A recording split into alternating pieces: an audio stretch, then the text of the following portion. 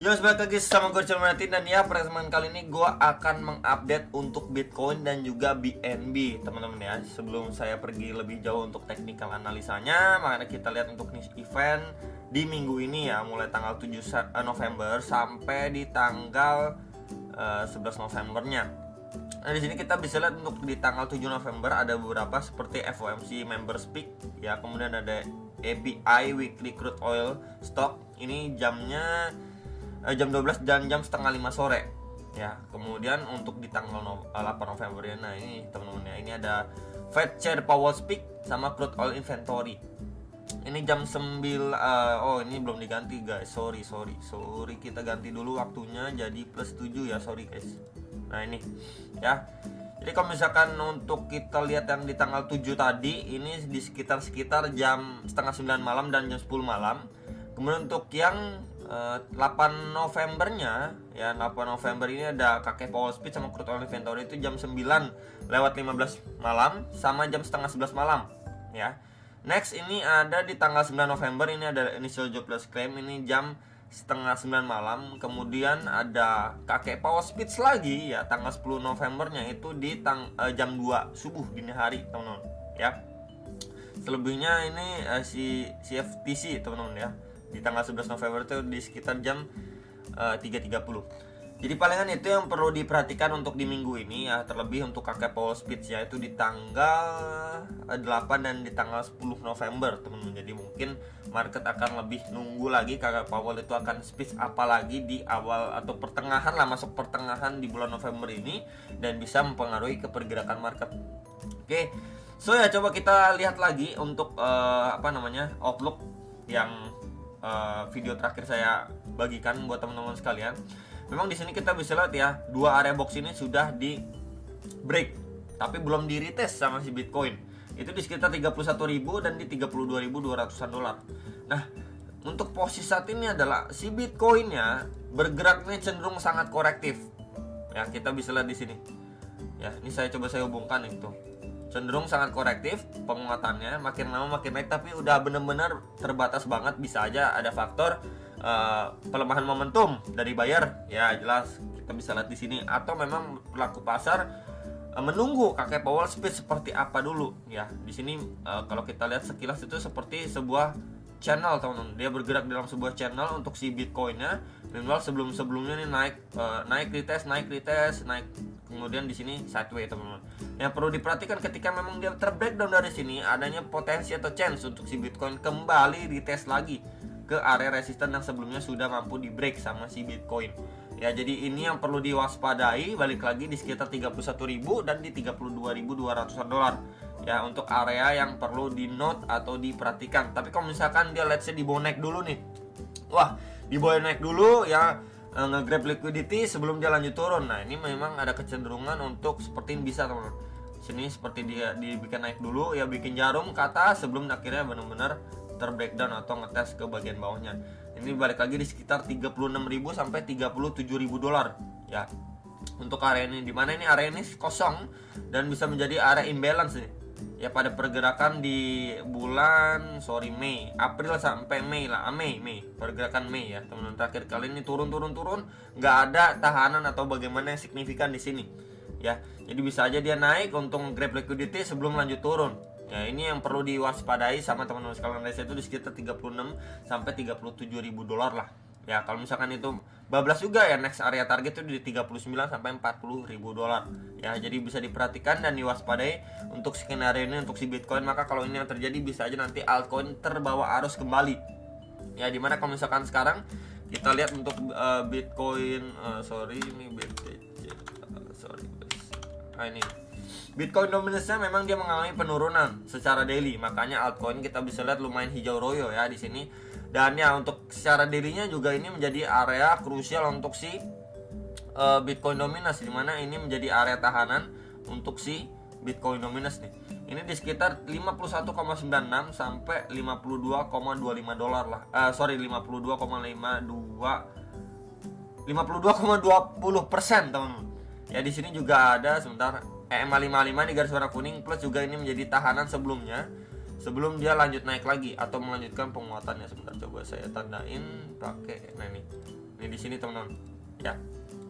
Jadi kalau misalkan let's say dari sini dia udah mampu mantul lagi, let's say mantulnya strong, wah itu pertanda kurang bagus lah untuk altcoin. Nah, untuk posisi saat ini adalah memang ketika kita lihat Bitcoin dominance atau dominasi Bitcoin mengalami penurunan seperti ini. Meanwhile untuk si Bitcoinnya cuman tersideways aja di sini gitu ya. Berarti money flow atau uang-uang itu berpindah dari Bitcoin dialihkan sama orang-orang ke altcoin, makanya altcoinnya mengalami penguatan atau hijau lah ya.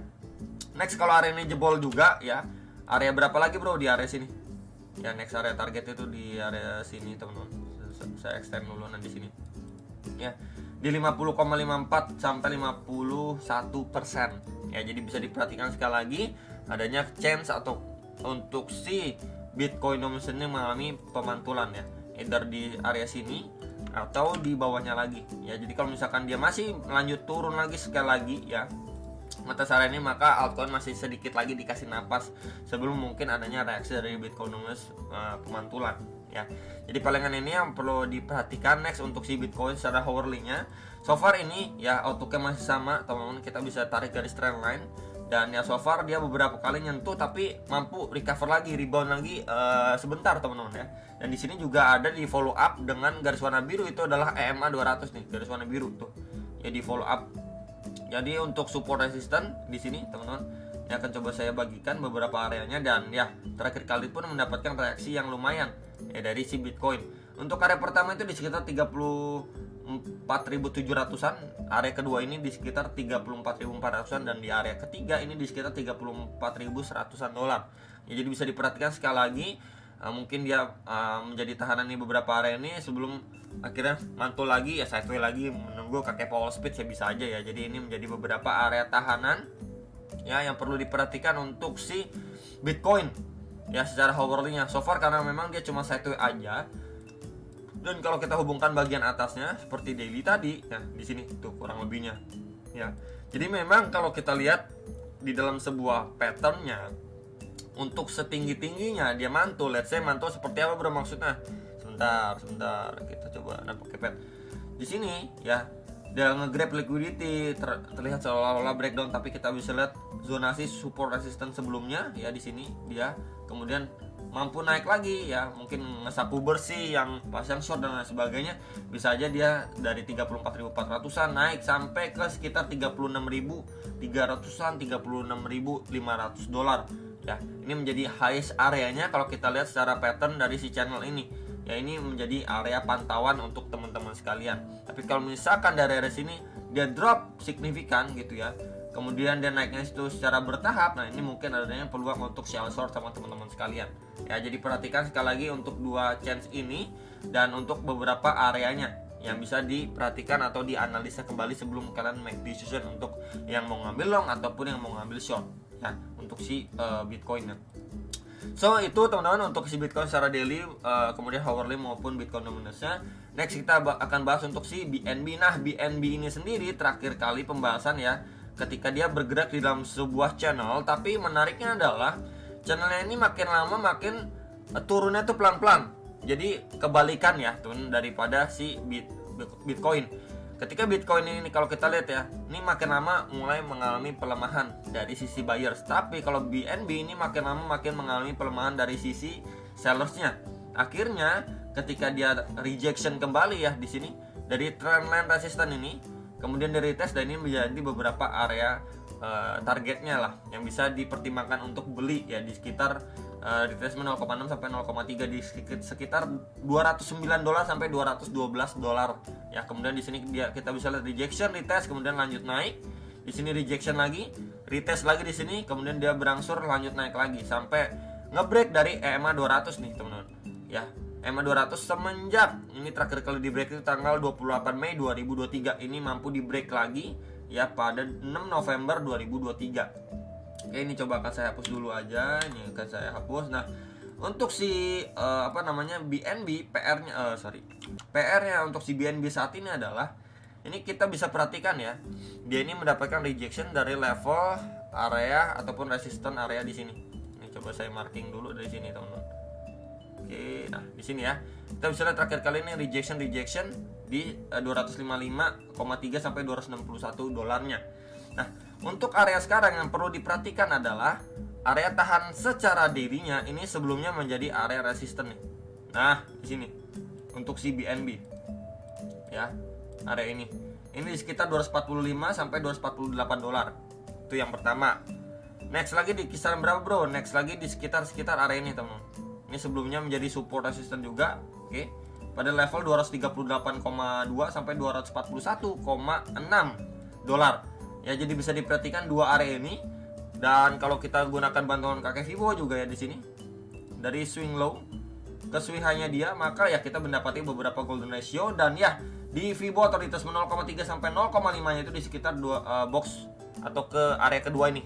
Ya, zonasi kedua itu di sekitar 237,6 sampai 242 dolar. Jadi ya bisa diperhatikan sekali lagi untuk dia let's say koreksi sampai area bawahnya itu bisa diperhatikan atau dipertimbangkan sekali lagi di sini teman-teman. Ya, mungkin aja dia retracement sampai sini akhirnya dia mampu break. Ya, jadi ini menjadi area pantauan lah untuk teman-teman sekalian ya, untuk beberapa zonasinya. Jadi palingan itu untuk pembahasan si BNB dan juga Bitcoin ya, untuk beberapa areanya, dan kita bantu juga dengan Fibo. Hopefully kalau bisa analisa kembali, plus di sini juga ada EMA 200 nih. Ya, di sekitar dekat banget dengan zonasi kedua yang saya highlight, plus juga adanya Fibo teman-teman. Jadi memang di situ adanya kumpulan atau converse untuk support dari si BNB dan juga untuk beberapa area si Bitcoin. Hopefully bisa terbantu dan sampai jumpa untuk next video. Salam profit.